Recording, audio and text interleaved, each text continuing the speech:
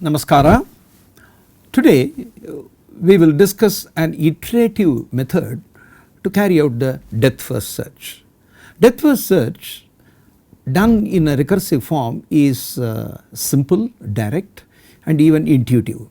That is because if we have DFS GU, what we simply do is that for each V belong to adjacency of V, adjacency of U,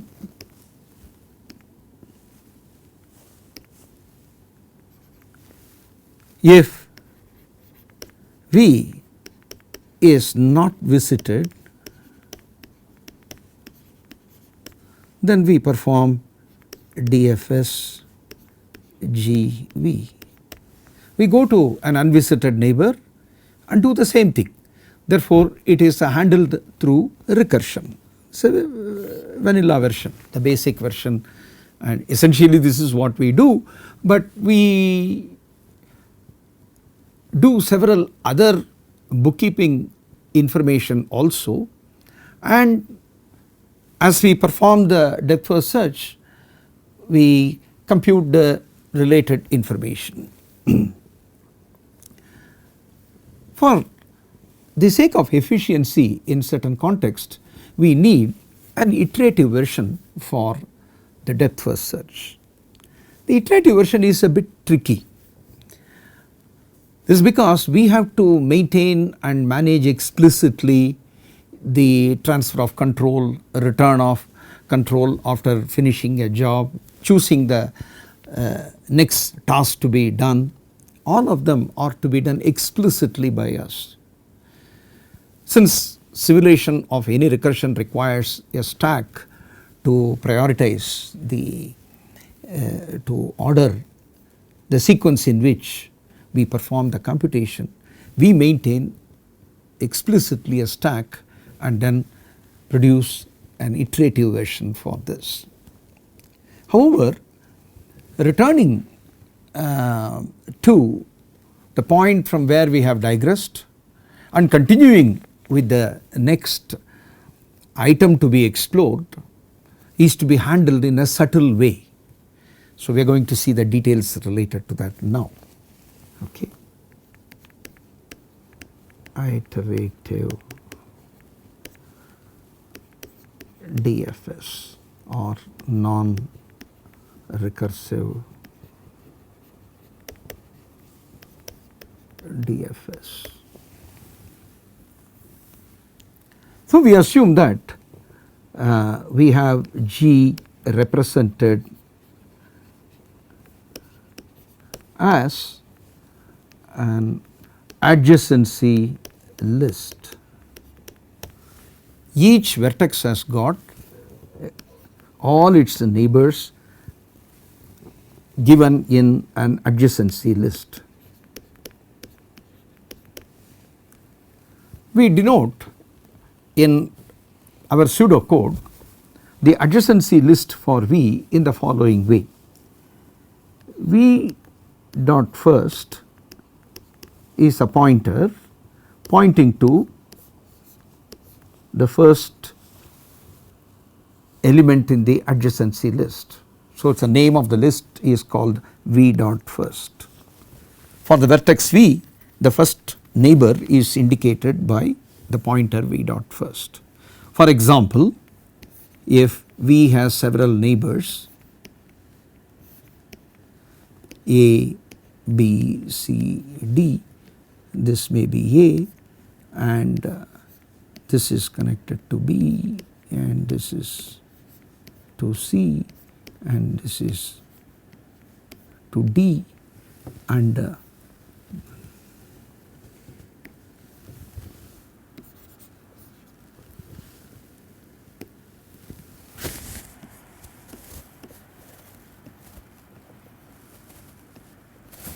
this is a null pointer. Null pointer is denoted by a dot. Sometimes you see a notation something like that. These are all used to denote the last box will not have any further link. So these are all neighbors of V, out neighbors. From V you have the edges going towards A. If the graph is undirected, each edge will give rise to 2 boxes. Because there is no direction, an edge will create an entry A in the adjacency list of V and an entry V in the adjacency list of A. So each edge will give rise to 2 boxes, one box in adjacency list of V, another box in adjacency list of A. However, for a directed graph, for each edge there is only one outgoing vertex and that will give rise to the box as indicated here. So if V has several neighbors, all the neighbors are put in a list. The order really does not matter. Whatever is the order in which the list is created is the order in which we would consider their neighbors. Okay. A specific position in this list can be denoted by an independent pointer. Let us say we use PTR as an independent pointer to indicate a specific position.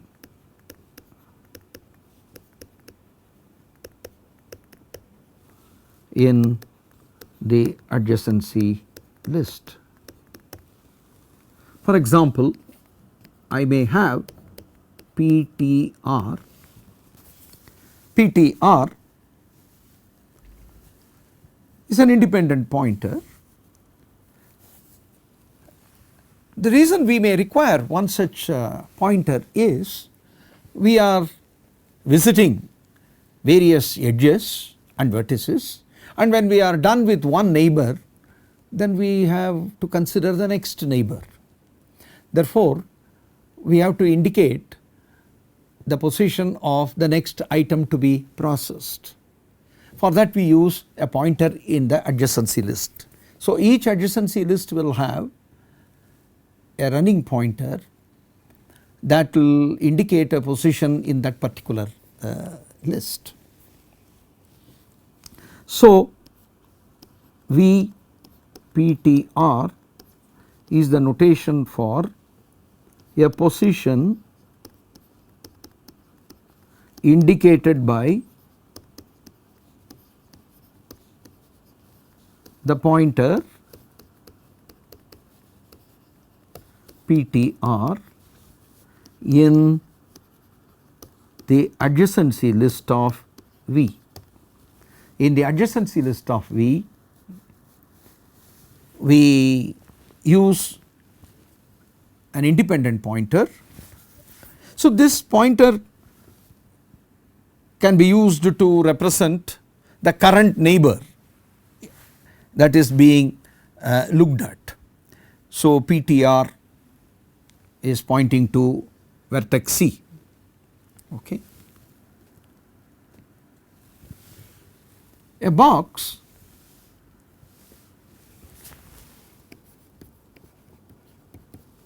in the linked list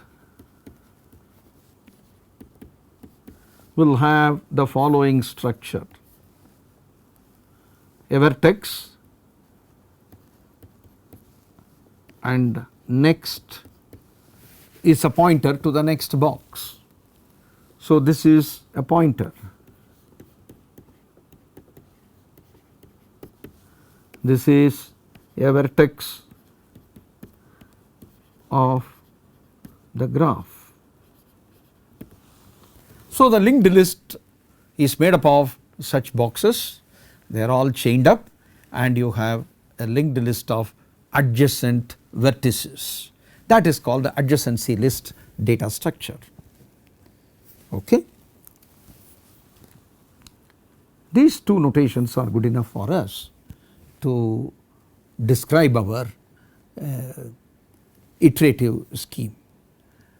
Note that in iterative scheme we explicitly maintain a stack, and in the stack the things to be done are stored, like the recursion. When the recursion is executed, the system will maintain a system stack, and there the system stores all the references related to future computations to be done. The references for the future computation to be done are going to be maintained by us now explicitly using a stack defined by us. Okay. So, here is a code, non-recursive DFS. This, starting from a vertex u, works as follows: S is empty. What is S? S is a stack, and this stack contains containing pairs of the form V PTR. That means in the adjacency list of V, a particular position indicated by PTR will have a reference, and that is what is stored in the stack. So, stack will have items of this kind, okay, that corresponds to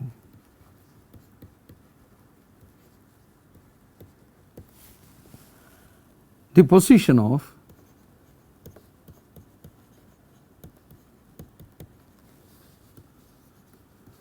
the neighbor of V to be explored. Which neighbor you are going to take up next, that will be available in the stack. Which vertex, and for that vertex which neighbor would you take it up for the next step of the exploration, that is available in the stack. So, a stack will have pairs of this type, and we take the top element, and whatever is the top element we process, we continue our exploration with the item indicated by the top element of the stack. Initially the stack is empty, time equals time plus 1. This is the time stamping bookkeeping.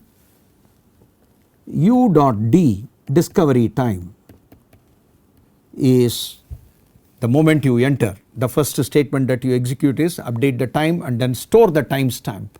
So, this is called the discovery time, and U dot color is gray. This indicates the fact that U has become active now. Initially U will be white. The moment a call is made, U becomes active.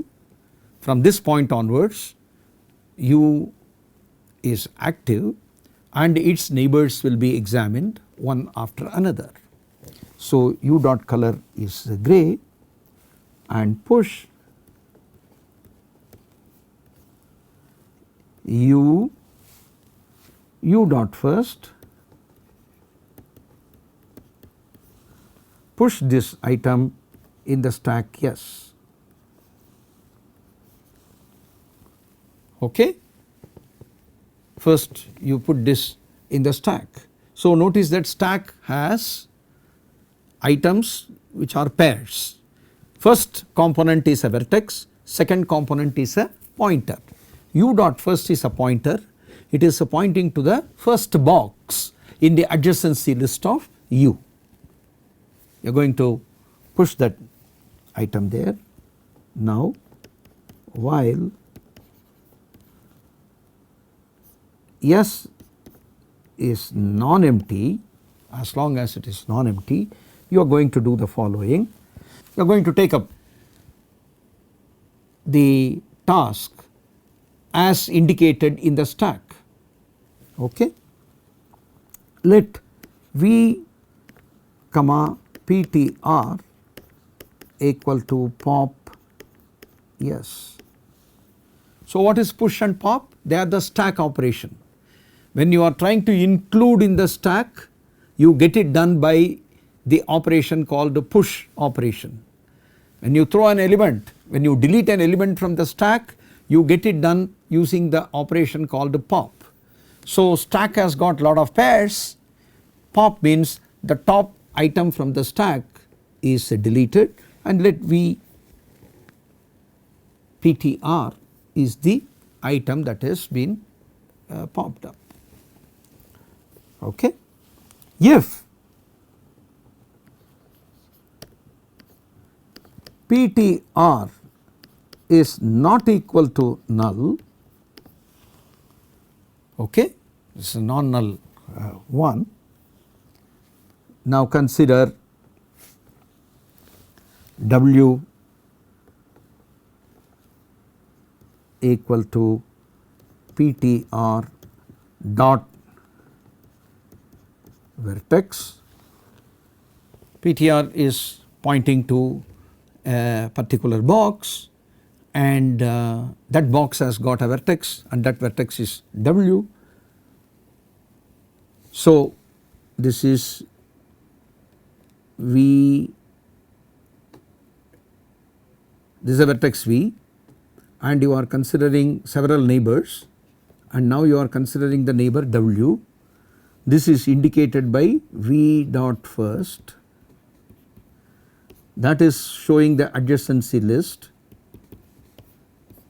At some part in the adjacency list you have PTR, and that is pointing to W. PTR is pointing to W.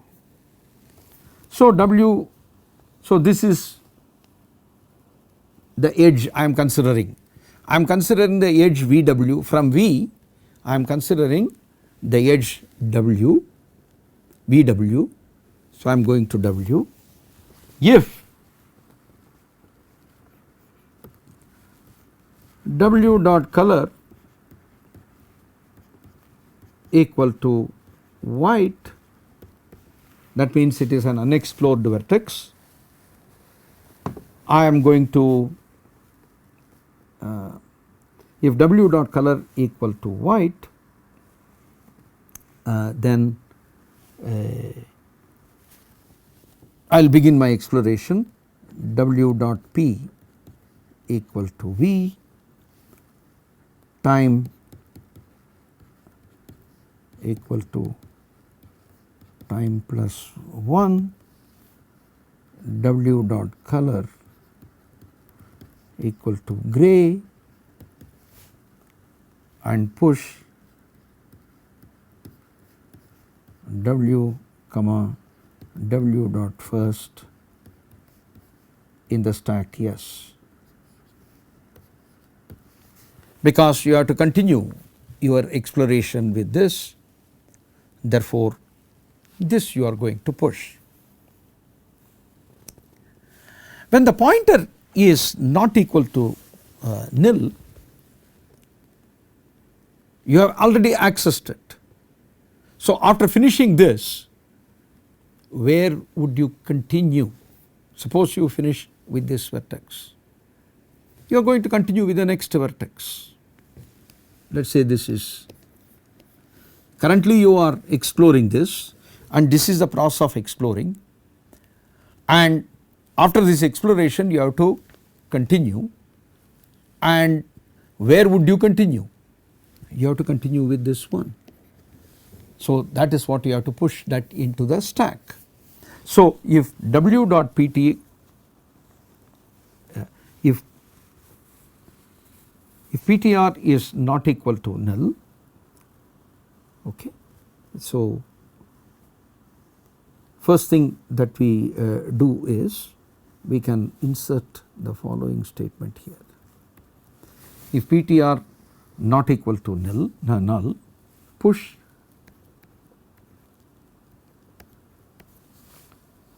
V comma PTR dot next in the stack yes. Notice that PTR dot next you can consider only when PTR is not equal to null.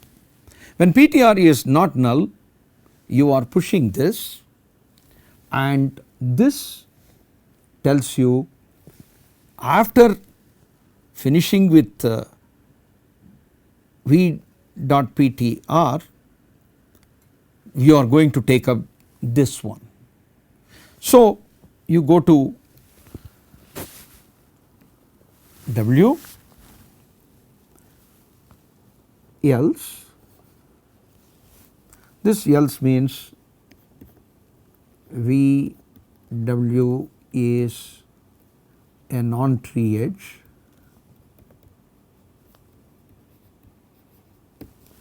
V W is a non-tree edge because color of W is not white. Since the color of W is not white, it has come to the else clause. If it were white, if W dot color is white, you would have explored it. If it is not white, you are going to do whatever you are planning to do for non-tree edge. So do computations else in this else part, do computations related to non-tree edge,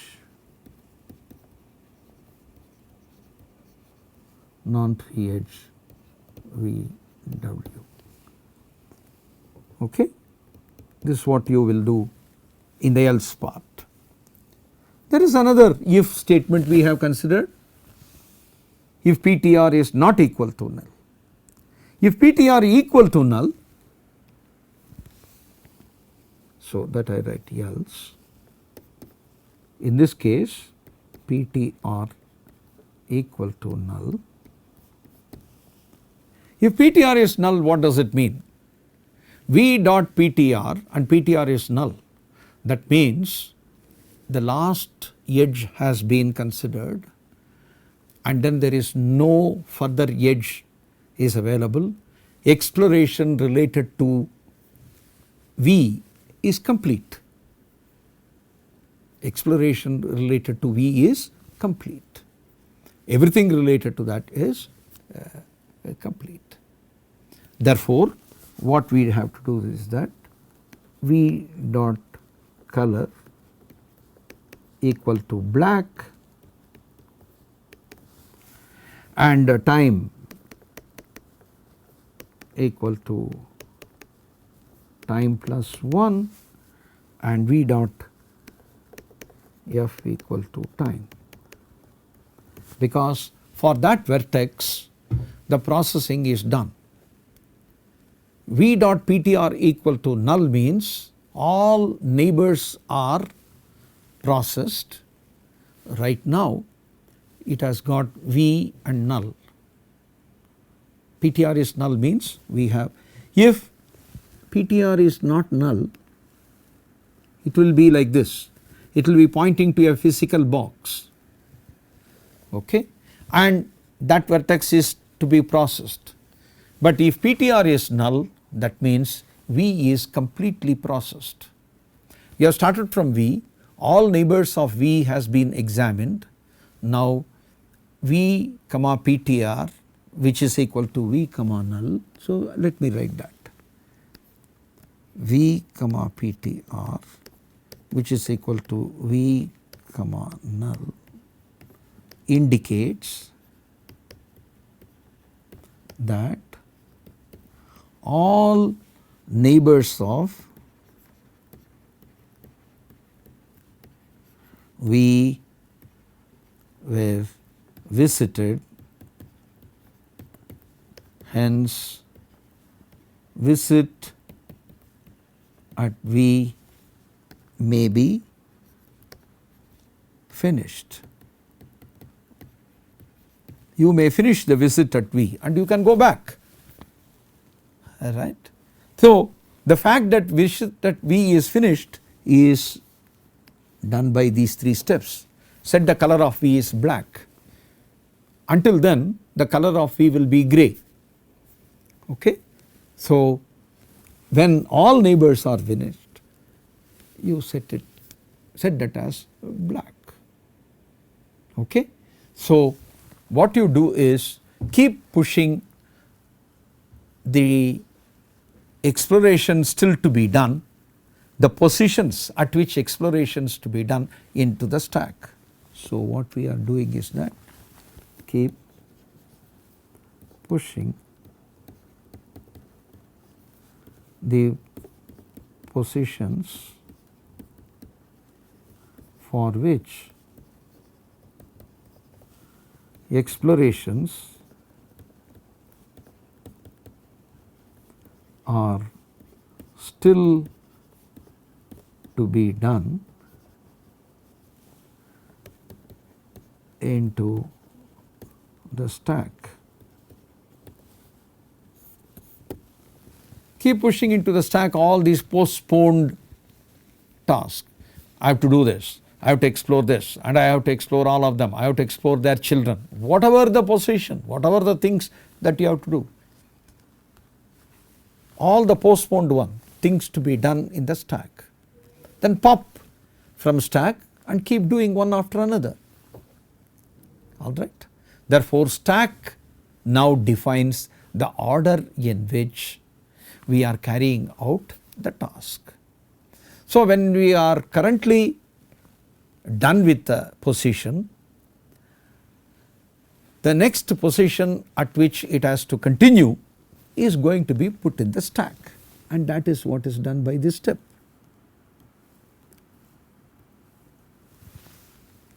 So, if you look into this step,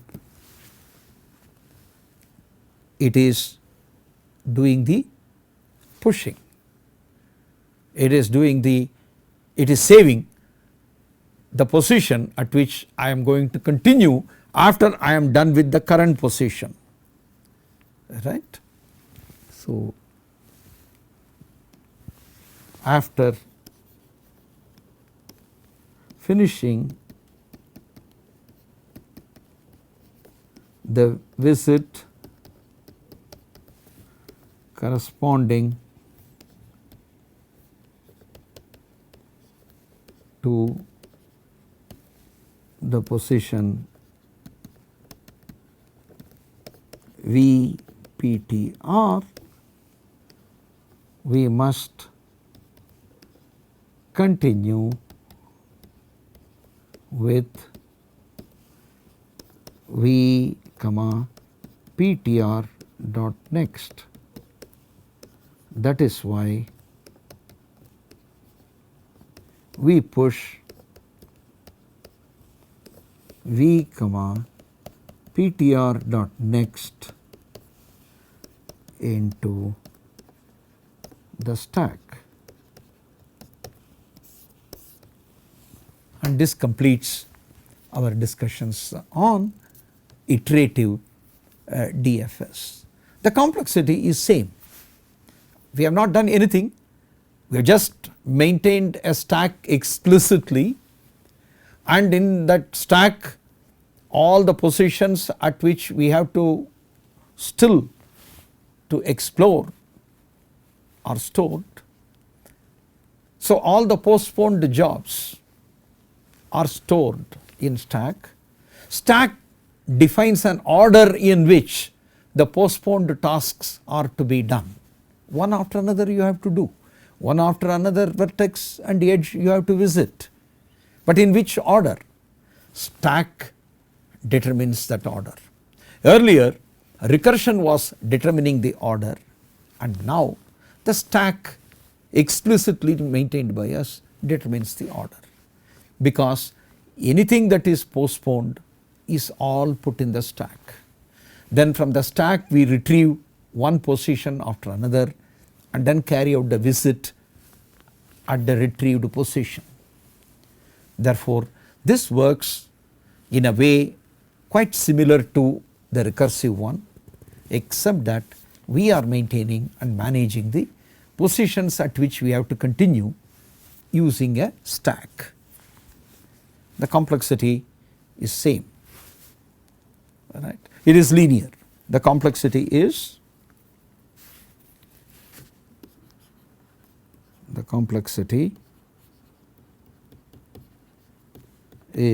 same as the recursive one, and the complexity is order n plus m. N is the number of vertices, m is number of edges. Okay. This completes our discussions related to non-recursive version of DFS. Thank you.